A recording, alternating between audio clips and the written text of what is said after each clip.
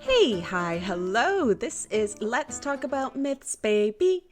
And I am back this week to continue our wonderful romp through Herodotus' histories. Hi, it's Michaela, not Liv, your wonderful Hermes, here to bring you all things history. Thank you everyone for your wonderful comments from last week's episode.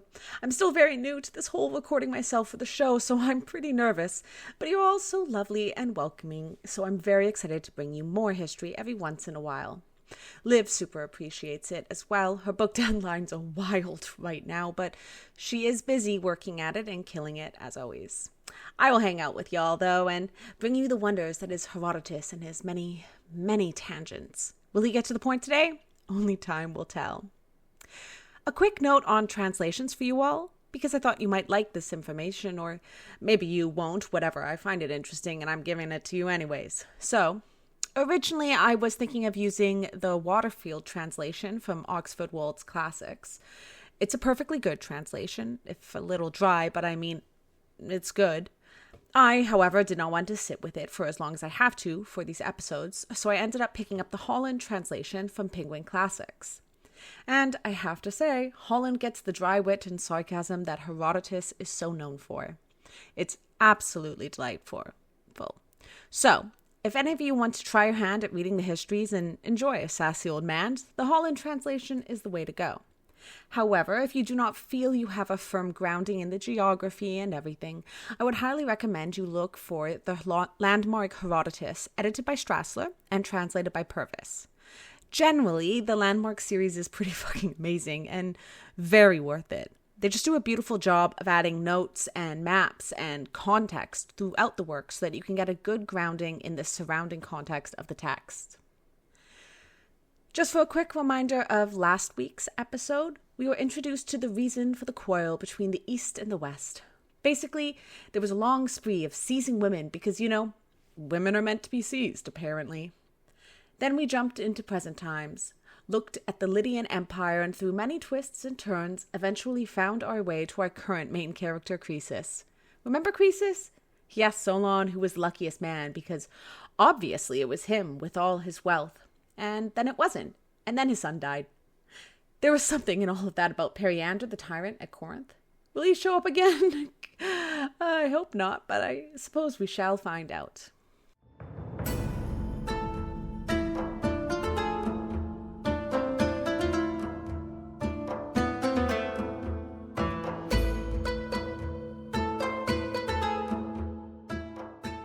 A Tale of Two Cities. Oh, and the capture of a third. Herodotus The Histories, Book 1, Part 2.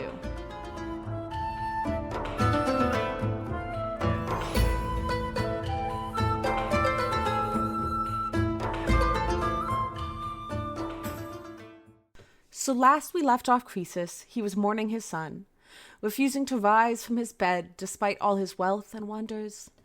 But he heard some rumblings from the east, easter than he already was, and decided that, hey, you know that big empire over there? The one that's been around in some name or another for centuries? I can take them on. So he got himself up and out of bed, ready to take on Cyrus and the Persian Empire. That he could not do it alone, and since the rule for any big undertaking in antiquity was consult the gods, he decided the first thing he would do was consult the gods. We're talking oracles, folks. Oracles are the way to go. But which oracles can he trust? Which ones are real and which ones are just some guy sitting on a stool saying words? I don't know, and neither does he. So he thinks of a plan, a secret plan. He gets together a bunch of different groups and gives them very precise instructions. Head off to your signed oracle. Keep track of the days. On the 100th day after you leave Sardis, go to whatever oracle you're at and ask them, what is Croesus up to on that day? What's he doing? Give me all the details. All his entourage goes. Okay, that sounds like an idea, and heads off. They do this and head back. And the group that went to Delphi comes to him and says, "We have your oracle, Mr. Croesus, sir."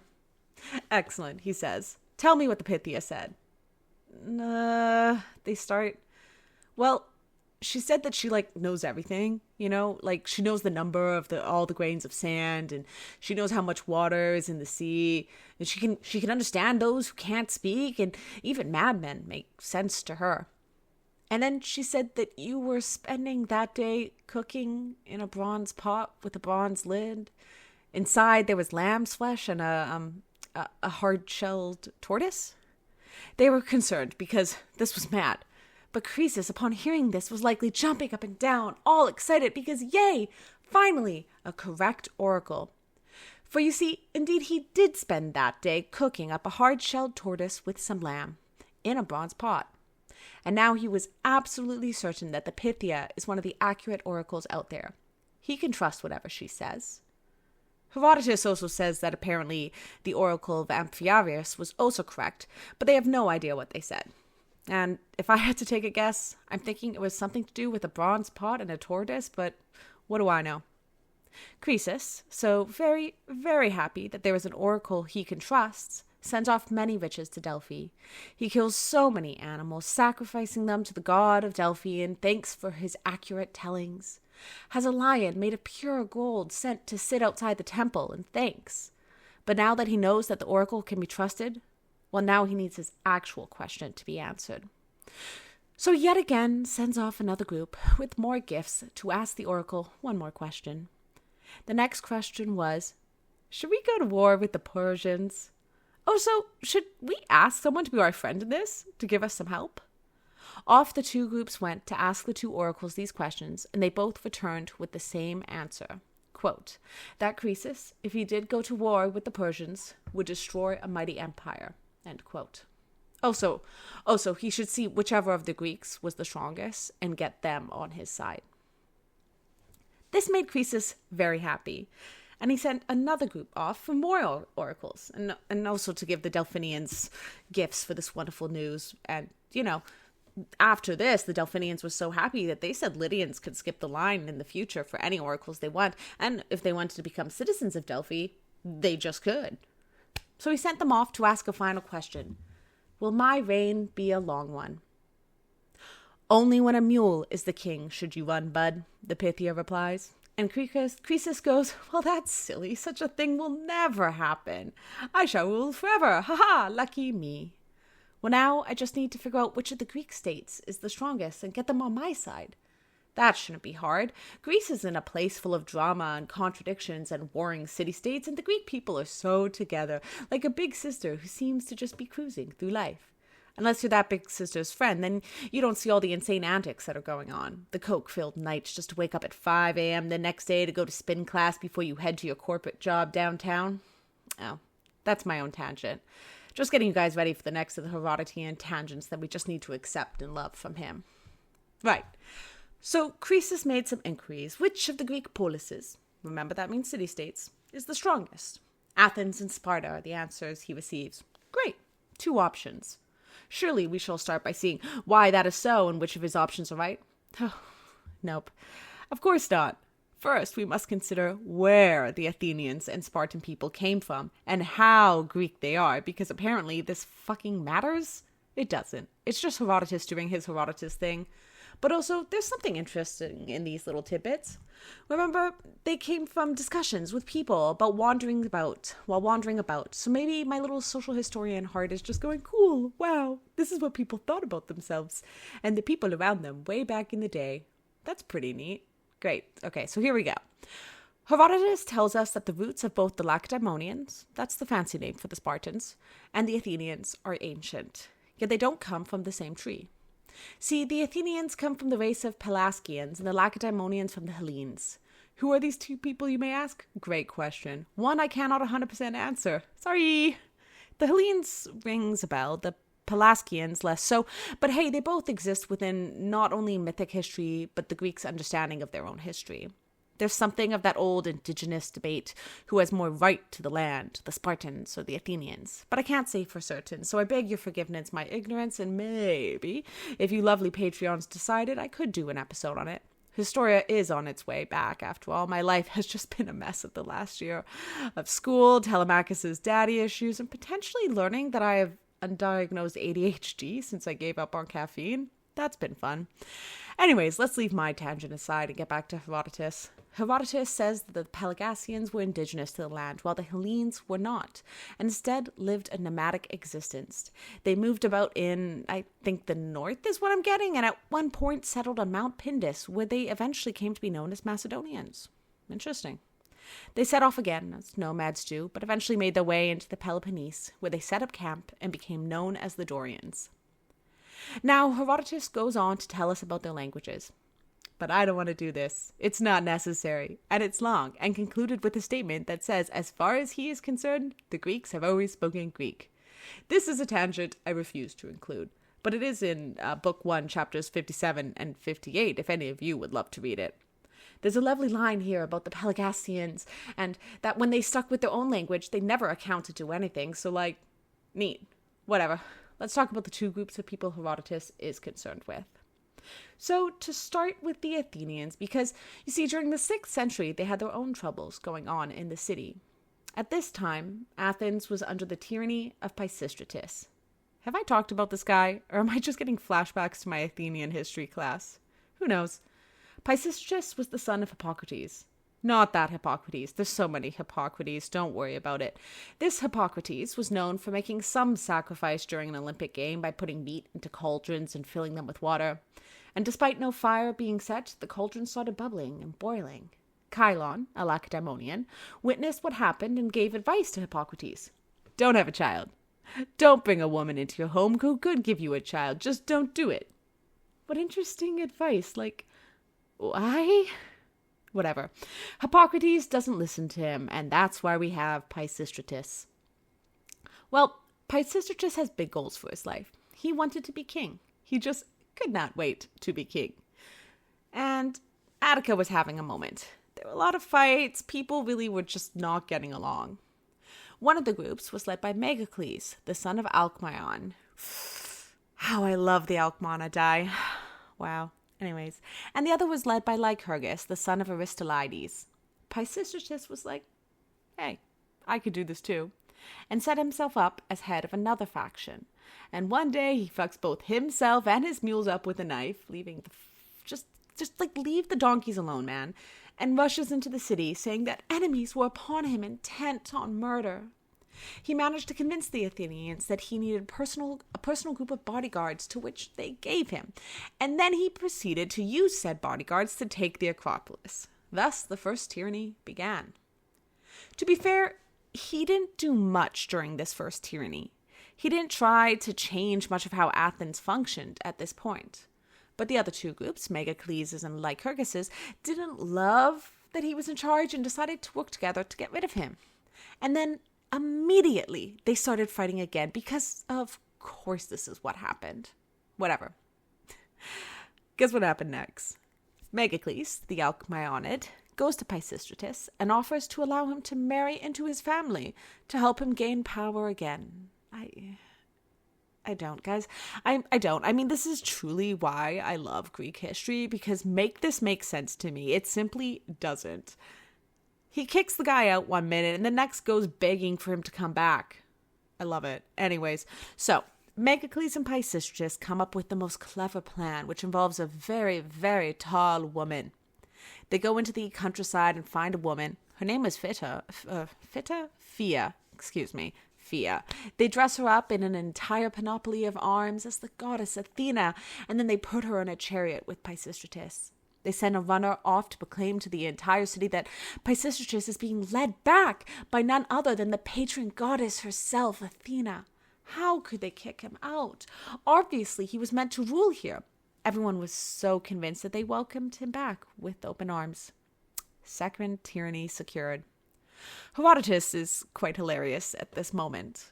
Quote, The two men came up with quite the most harebrained scheme I have ever heard of, certainly in recent times, and all the more so because the Greeks have long been distinguished from other people by their intelligence and general lack of gullibility, just as the Athenians, who were the victims of this trick, are widely acknowledged to be the most intelligent of the Greeks. End quote. Sassy Herodotus, never change. Well, Megacles and Pisistratus' friendship couldn't possibly last forever. While Pisistratus takes Megacles' unnamed daughter as a wife, you see, he already had grown sons and didn't feel the need to add any more. Just to be safe, avoid any inheritance drama. So, apparently the Alcmaeonidae were cursed, but that's for Patreon to know and you to find out one day. So he only has sex with her in another way, in a most peculiar way. In the way where she is not going to get pregnant. Pisistratus' pull-out game wasn't strong. He wasn't going to get away with that. So, oh, that poor girl. Yeah, they had sex the other way. Anyways, Megacles finds out about this eventually and proceeds to plot his revenge. Pisistratus hears about it and fucks off to Eretria with his sons. But we aren't done, folks. We still have one more tyranny to go. Are you exhausted? I'm exhausted. But this is fun, so we're sticking with it. Hippias, one of Pisistratus' sons, whoa, that's a fun thing to say, Pisistratus' son, whatever, convinces him to try for tyranny a third time. This time is much less exciting. He merely raises a bunch of money from all his different allies around Greece and raises a little army of his own. He sets out with his army from Eretria.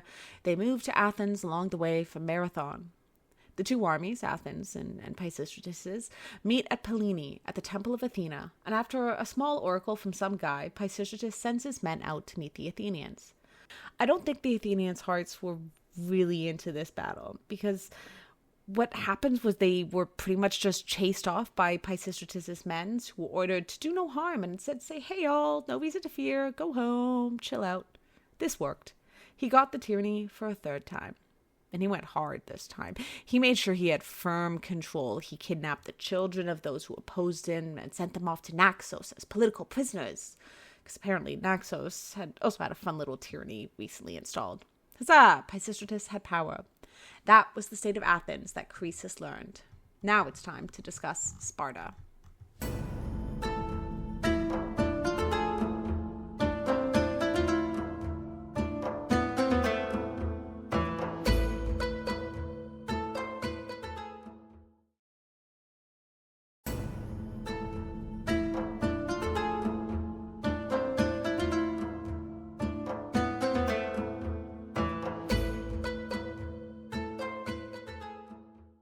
Okay, on to the Lacedaemonians, the Spartans. I'm going to keep calling them the Lacedaemonians because I want you all to get into the habit of this.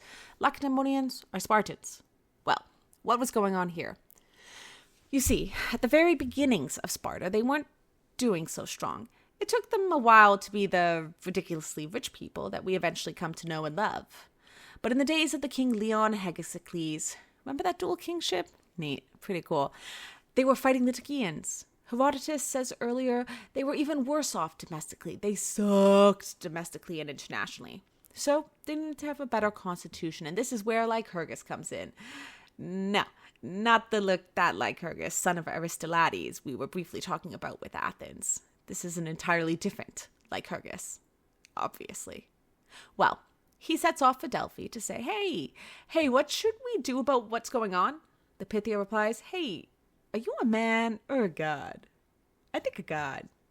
Okay, that's helpful, I think. Whatever, moving on. Some say that the Pythia gave him the idea for the new constitution. Some say he traveled to Crete and got the idea there. Regardless, Lycurgus gave Sparta a new constitution, which Herodotus decides to tell us absolutely nothing about. Go to our Sparta episodes, there's more there. But that's not the point of Herodotus' tale. No, we are to now understand how Sparta got into making more and more power for themselves. They returned to Delphi and asked, hey, can we get some of Arcadia? Is that chill? She says, bro, that is way too much. Seriously, why do you feel like you should get all of this one region? That's wild. Anyways, take Tegea. Measure the land with rope. So then, ta-da! They start their war with Tegea. They march off with fetters so they can get prisoners. They battle and then lost because they were bound by their own chains and then taken off.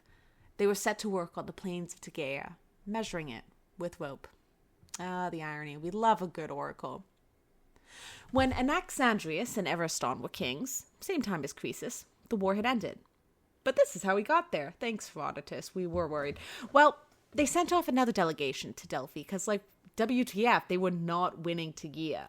They were getting their asses handed to them. She says, well, yeah, obviously. Did you really think you would win without the bones of Orestes? The bones of Orestes? Agamemnon's son? She didn't mention that they would be needed. Obviously you need them, she says. Go bring them home. They're at some place with winds and blows in Tegea. I love her. And whatever iteration she is, she's just wild. Anyways, they were much puzzled by this, but decided to search anyways. Lycus, one of the Spartan officials, is the one who cracks the case. You see, he was wandering around Tegea when he eventually found his way to a forge. At this forge was a blacksmith hammering away at some iron. Lycus was super amazed by this for some reason. Wow, a man who can work iron. That has never happened before. Seriously, are the Spartans dumb in this moment? I'm struggling with it. Whatever. The blacksmith sees him standing there dumbfounded and goes, hey, if you find that cool, you should hear about this other wild thing. You see, I wanted to make a well in my courtyard. So I was digging and then I hit this coffin. So I opened it. Naturally, and in there were these bones of what must have been a giant because, oh my god, they were so big, like you wouldn't believe it. Isn't that wild, bud? Like, it stops and thinks about this. Blows? The blacksmith is banging away at his wares, and what are those? The bellows? They're making wind. Wow, wait, maybe this is the place. He goes back to Sparta, and they craft up a plan. They decide to pretend that he has been banished from Sparta and to use that to gain the trust of the man. I don't know how this was supposed to work, but whatever, it does. So I'll let them have it. So off he goes. He tells the blacksmith this and then asks if he could lease the courtyard land from him. Sure, he says, go for it. Lycus then proceeds to dig up the grave, collect all those bones, and then bring them back to Sparta. And thenceforth, the Lacedaemonians proceeded to beat the shit out of Tegeans at every chance they got. Okay, so we are finally done with both those stories now. Wasn't that fun to learn and so very helpful for the rest of our tale? Okay, actually, they are very interesting stories in the ways that they can teach us about what people thought about themselves and their histories at the time, but are they really that important in the grand scheme of things, of the Persian tales? I don't know, but I do find it interesting the way that histories are conceptualized then versus now. Like, these sort of folk tales wouldn't quite make their way into modern history texts as they do in Herodotus. But I digress. Croesus hears these two tales and decides that Sparta is the state to ally himself with. He sends off a delegation, says, you guys are the top shit in all of Greece. You should help me on my quest. With gifts. He always sent messages with gifts. The Lacedaemonians were very flattered, and while blushing, I would like to say, thanks. We shall happily help you with your goal. Oh, so here's a cool bowl we made for you. It's gold. And off they send it. However, along the way, while passing Samian waters, it was stolen by the Samian people. But that's not what the Samians say. They say that the Spartans heard about the fall of Sardis before the bull got there and sold it off before heading back. Ooh, foreshadowing. Back to Croesus. Okay, so he had started his invasion of Cappadocia. Wait, Cappadocia? Who is that? Okay, southern central modern-day Turkey. So this is getting into Persian territory or Persian-adjacent territory. So now we're actually at war. Great. Love that we were just flung into that. Surely we must know all the details of every single bit of gold and treasure sent to Delphi and to his allies, but we cannot be told about him already heading off to war. That isn't important at all. Apparently, while preparing for this battle, Croesus was given the advice from a Lydian named Sandanus, a man of good reputation and good advice. He said, dude, you know who you're attacking, right? Like, these men have lived their whole lives, with nothing. Their empire is not as extravagant as ours is. It's not as full of lavishes and luxuries. If they win, then they might get a taste of all of this, and then they'll fight doubly hard to keep it. Be grateful, dude, that the gods never told the Persians to come fight us. Croesus doesn't listen, because of course he didn't. And of course he continues on with his plan and gives the Persians that exact taste of luxury that Sandanis was so worried about. Herodotus then tells us that the Greeks refer to the Cappadocians as Syrians, and before they came under Persian rule, they answered to the Medes. Oh, and now we shall find out why Croesus has invaded Cappadocia. Okay, so yeah, he wanted more land, as all powerful men do. There was the oracle, and then there was this desire to punish Cyrus for the downfall of Astyages. Who's Astyages, you ask? The son of Croesus, his brother-in-law. There's a whole story there. Cyrus managed to capture him, la la la la. You know, there was animosity. I'll tell you more, but we only have so much time and much more to tell. Oh, and Astyages was the father of Cyrus's mother, so, you know, his grandfather, whatever. Look, antiquity was messy. I don't know what to say. I feel we should all expect this sort of madness at this point. Croesus gets to the river Halys, which marks the territory of the Cappadocians. They find a way across either through existing bridges, or as one account tells, or through some other wondrous ways. They then march onwards to Persian land. There they build a camp and get started on ravaging the Syrian lands. They captured the main city of the Bactrians and enslaved all who lived there. You know, normal war bullshit. Cyrus has been building his own army from Persians and those they met along the way in order to meet Croesus. At first he wanted to get the Ionians to rebel against Croesus, you know, because he ruled over most of Ionia, the coast of modern-day Turkey or Asia Minor. They weren't down for that, so Cyrus had to settle for taking on Croesus himself. Not that I think he had anything to worry about, honestly, but it's easier to get others to do the work for you. They fought hard, and on both sides there were many, many casualties, yet no one came out a clear winner. Croesus was disappointed, to say the least. His army was much smaller. This must be why they weren't succeeded. Yet the next day came, and Cyrus didn't meet them on the field. Okay, this was probably a good time to head back to Sardis and regroup. Get some of those allies on his side. Not only did he have the alliance with the Lacedaemonians, but he had also made a pact with Amasis, who was the king in Egypt, and Labynetus, who ruled over Babylon. He would get those guys in as reinforcements, and once they arrived, they could all take on Cyrus together. Team effort and all that. He arrived at Sardis and immediately sent out messengers to each of the allies, telling them to assemble in 5 months to march on Cyrus once the spring arrives. This was a good plan, he felt. Well, as he was thinking of these plans and his messages were on their way to each of his allies, an ill portent fell upon the city. See, Sardis was suddenly swarmed with hundreds and hundreds of serpents. Ugh, that's pretty bad on its own, but what happens next? Yikes. All the horses came in from out of town and started eating the serpents. It doesn't seem right. I mean, I'm no horse girl, but I don't think horses usually eat snakes. You tell me, though. He sends a message to the Telmessians, which is a city in Lycia, to interpret this because apparently they were good at that. They said that he should expect to hear the language of foreigners in his land and to be conquered. Because, you know, snakes are the offspring of the earth, they're indigenous, autochthonous of the land, and horses, well, horses are brought in from elsewhere, broken to warfare. But Croesus never got this message from the Telmessians. Cyrus, seeing that Croesus was retreating, held a council and decided that the best course of action would be to march on Sardis immediately. No time to wait, no time to deliberate. They were weaker than him and his Persian force, and he knew it. So off they went. A messenger got to Croesus and told him of the Persian army that was coming a knockin'. He was surprised and worried. The messages had already been sent to his allies to come in 5 months' time. He sends a new batch. Come immediately. Come. The Persians are at my door. They met on the battlefield, but Croesus did have a strong cavalry. Surely this would save him and his city. Cyrus hears this and he thinks on it, worries a little as his own cavalry isn't to match with the Lydians. Instead, on the advice of a Mede, he sets up all their camels, originally just for carrying goods, but he sets them now to be at the front line. That when the armies run full tilt at each other, the camels will be the first that the cavalry met. Apparently because horses are afraid of camels. Is this true? I don't know. I'm not a horse girl, okay? I don't know. Anyways, he orders his men to kill any Lydian they come across. Leave no survivors save Croesus. He will be their prisoner. The Lydians fought hard.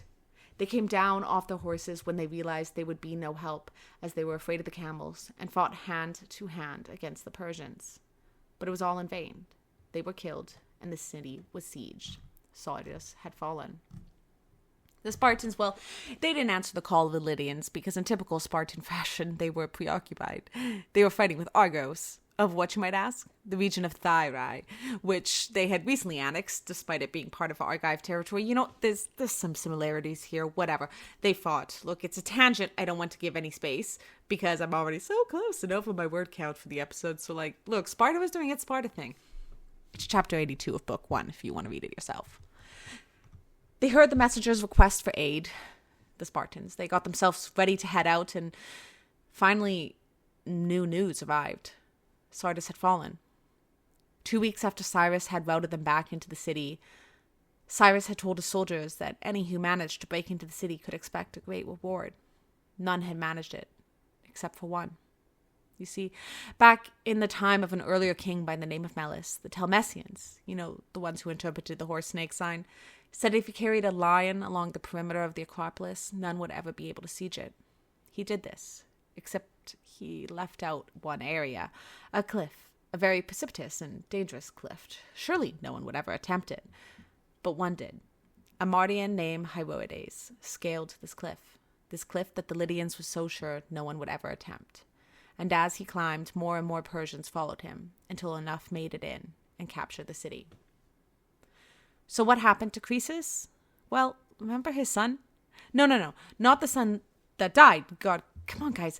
The son he wanted to pretend never existed at all because he was disabled in some way? Well, turns out he was simply mute.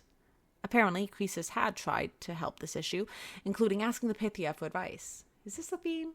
Maybe.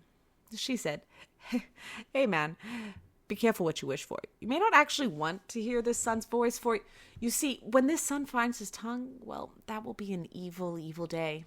And on this day, the day Sardis fell, a Persian was creeping up on Croesus.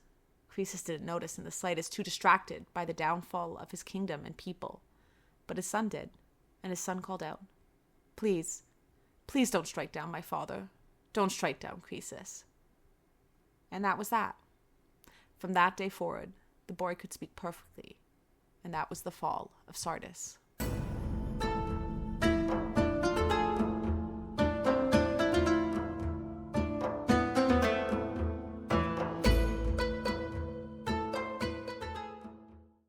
There we go, guys. That's all we have for this week. We heard the tale of 2 cities, of their troubles and tyrannies and constitutions, and we witnessed the fall of Sardis to Persia.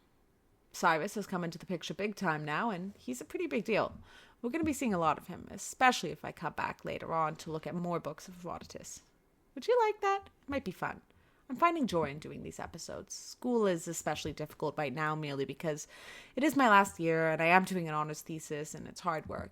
It's an entirely different process. It's big and scary, and so very, very exciting. I love it, and I hate it, and I can't wait to do more of it. It's a complicated relationship.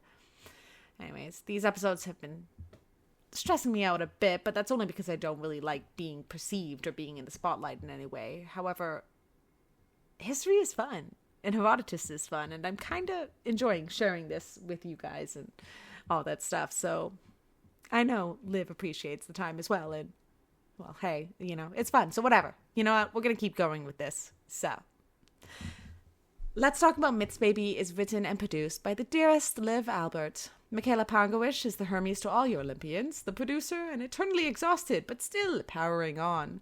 Select music by Luke Chaos. Thank you, Luke. The podcast is part of the Memory Collective Podcast Network, a wonderful place we are working on behind the scenes to help bring accurate and reliable information straight to you all.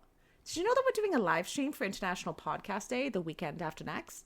All of us at the Memory Collective, Movies We Dig, Ancient History Fangirls, the Partial Historians, and more are getting together to give you 12 hours of fun. So why don't you all come hang out? September 27th at 9 a.m. Pacific, 11 a.m. Central, and 12 p.m. Eastern, and enjoy all the chaos that shall obviously be there. More information to be found on all our Instagrams. I mean, I haven't made a post, but, it's there, it's up, it's on Myths Baby, it's on Movies We Dig, it's on Mem Collective, whatever. Get ad-free episodes and so much more by subscribing to the Oracle Edition on Patreon at patreon.com/mythsbaby or via the link in the episode's description. Thank you all, and can't wait to share more Herodotus fun with you guys next week. Peace out, Home Scouts.